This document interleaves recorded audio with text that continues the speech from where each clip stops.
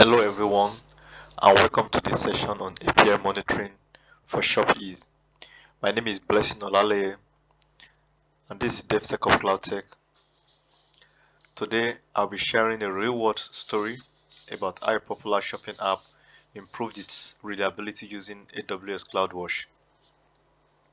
By the end of this talk, you will understand how simple logs can be transformed into powerful dashboard and alarms that helps businesses stay ahead of problems. Also, if you enjoy learning about cloud and DevOps, don't forget to subscribe, like, and share this video so that others can benefit also. ShopEase API failure. Let's start with this scenario. ShopEase is a mobile e-commerce app, much like Amazon, with millions of users. Every purchase, every search, every cart update goes through an API that sits behind an AWS application load balancer. From there, requests are sent to AWS Lambda function that handles the actual business logic. So far so good, but here's the problem. ShopEase released multiple app versions at the same time. Almost immediately, users started reporting checkout failures and 500 server errors. ShopEase leadership realized that without proper monitoring, they couldn't answer basic questions like which version is failing, which operation is broken, how bad is it. This is where monitoring became urgent.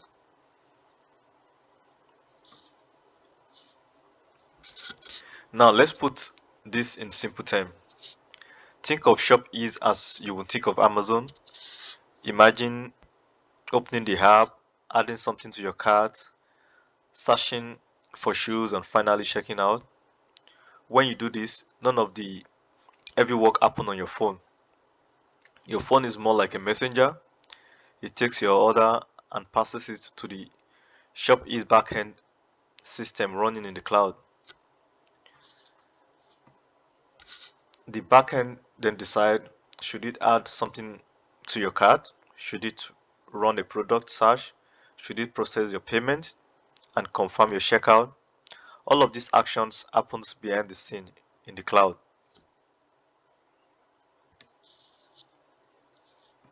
How requests travel? Here's a simple analogy. Think of this entire process like an highway system. Your phone is the driver. You tell the system, I want to check out. The first stop is a traffic controller. This is the AWS load balancer. It's like a toll booth at the start of the highway. It doesn't actually fulfill your request, but it decides which lane to send you to. From there, your request goes to a helper worker. That is AWS Lambda. The Lambda knows how to handle different jobs like checkout, search, or add to cart. It runs the instruction needed to complete your action. Finally, the worker sends a result back to your phone. That result might be success, your order is placed, small issue, maybe you entered the wrong information, failure, the system broke and can't complete the action. This is how every single action in ShopEase moved through the cloud. The problem that happened. Now, here's where things went wrong. ShopEase had three versions of its app live. It has the v6.10, the stable version used by most customers, v6.11, the new rollout, and version 6.12, the beta, the test version for internal employee. After a backend update, customers started seeing failures. People couldn't check out. The app showed confusing error messages. There were many 500 errors, which means the system itself was crashing. This was like some drivers suddenly hitting potholes depending on which version of the car they were driving. Some car drove smoothly, others kept breaking down without proper monitoring. It was very hard to tell which version were saved and which were failing.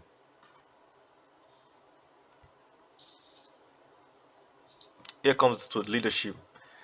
What leadership wanted. So what did leadership ask for? They didn't just want to hear the app is broken, they wanted clarity. They asked the DevOps team which part of the app is failing. Is it checkout only or search as well? Which version is affected? Is it just the beta version or is everyone impacted? How serious is the problem? Is it a minor glitch or a system-wide outage? In other words, leadership wanted numbers, graph, and pattern, not just raw complaint. That way, they could make better driven decisions, like whether to stop the rollout, roll back a version, or investigate further.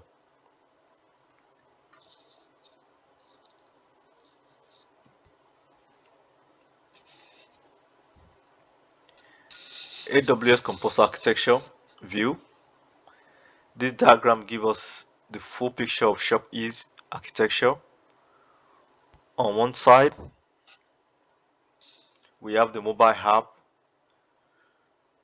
Request pass through the AWS load balancer, then into AWS Lambda function. Logs from Lambda go into CloudWatch logs, which are then transformed into CloudWatch metrics. These metrics power dashboard and alarms. The pipeline is what makes it possible to see problems as they happen and react quickly.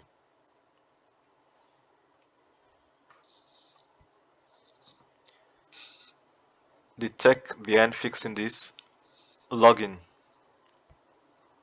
The first step to fixing the monitoring problem was logging every request. Think of logs like a digital diary. Every action, whether it is adding to cart, searching, or checkout, is written down in detail. For example, a log entry might say operation checkout version 6.12 status 500. This tells us what was attempted, checkout, which app version was used, 6.12, and what actually happened, 500 error. Logs are the raw evidence that something went right or wrong.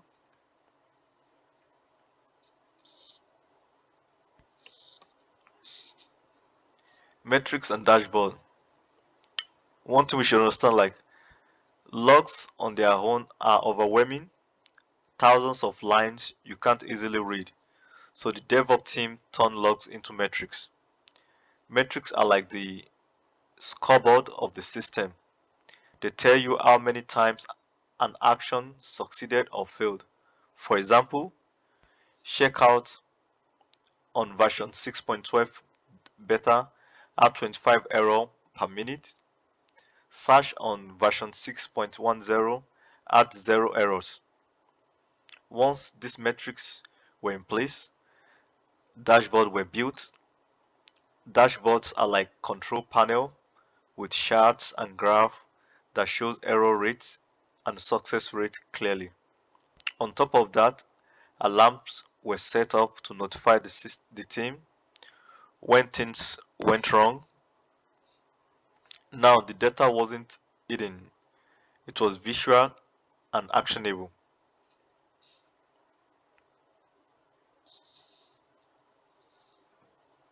Why this matters? For customer, it implies problem are spotted quickly, often before they even realize something is wrong. For leadership, it means they don't have to guess whether a release is safe. They can see it in the number. For DevOps engineers, it means less guesswork, faster troubleshooting, and more confidence when deploying data. In short, monitoring improves trust, Customers trust the app, leadership trusts the process, and engineers trust their tool.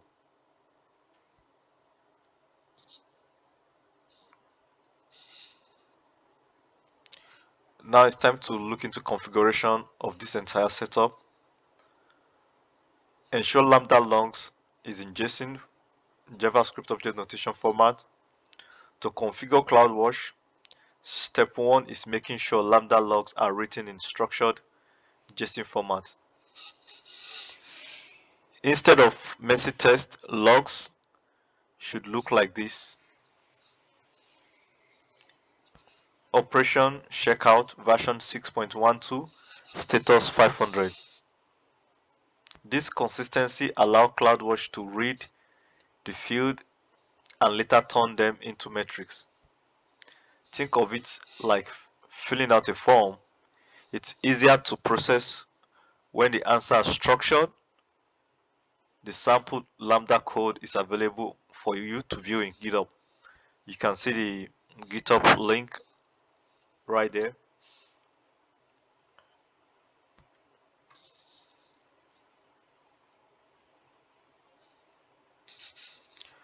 The step 2 is create a CloudWatch log group. Step 2 is to make sure the log have a proper home in CloudWatch. By default, each Lambda function has a log group, for example, AWS / Lambda / ShopEase function. But here is the catch. By default, logs never expire. That is wasteful. Instead, retention settings should be applied. For example, keep log for 14 days or 30 days. That way you could balance cost savings with having enough history for troubleshooting. Step 3. Add metrics filter. Now comes the magic, turning logs into metrics with a metrics filter. Metric filter in CloudWatch looks at log entries and extract fields like operation, version, and status. These fields are turned into number. CloudWatch can graph. So, example, checkout version 6.12 with status 500 becomes one metric stream. Search version 6.10 with status 200 becomes another. This separation makes it easy to see error by operation and by version. The AWS command line interface CLI script to set this up is also available in DevSecOps GitHub repo, as you can see.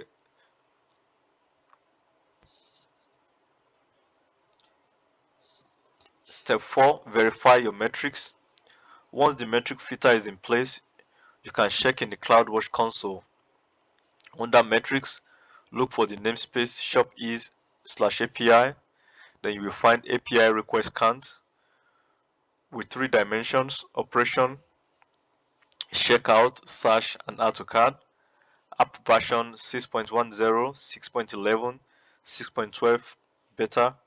Status code 200, 400, and 500. This is where you can finally see your data transform into meaningful chart.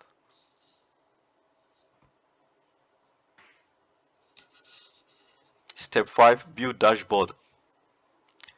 The next step is building a CloudWatch dashboard. Dashboards are like the airplane cockpit of your system. You can add line chart showing error trend over time, pie chart breaking down success versus error codes, number widget showing total like checkout per version. This gives both technical and non-technical team a single view to check the system's health at a glance.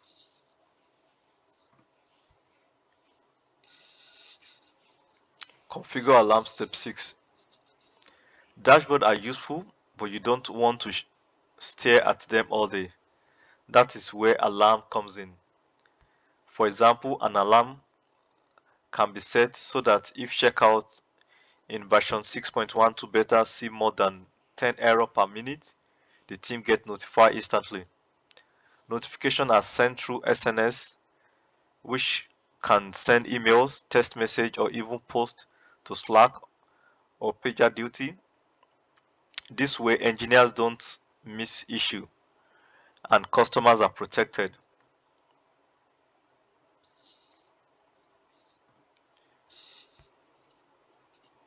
All of this isn't just theory. The exact code and scripts are available in DevSecOps GitHub on repository. You will find Python code for Lambda login, Bash script to create metrics filter, JSON for dashboard, Bash script for alarms. This means anyone can reproduce this entire setup step by step. For documentation, AWS services references. Here's a summary of the AWS services we used. Amazon CloudWatch for metrics, logs, dashboard, and alarm. AWS Lambda serverless compute, where the business logic runs. Amazon SNS notification service for alarm. Amazon S3 optional storage for log export and report. Documentation links are provided for anyone who wants to dive deep.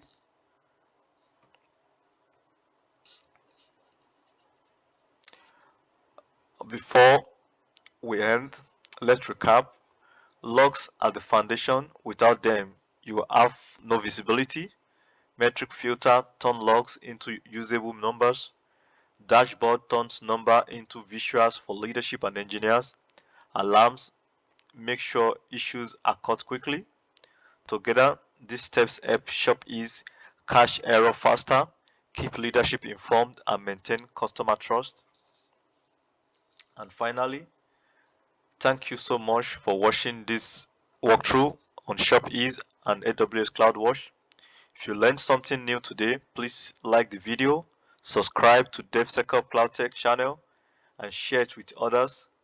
We have some exciting deep dive on cloud, DevOps, DevSecOps, and security coming up. Stay tuned, and I will see you in the next video. Thank you, everyone.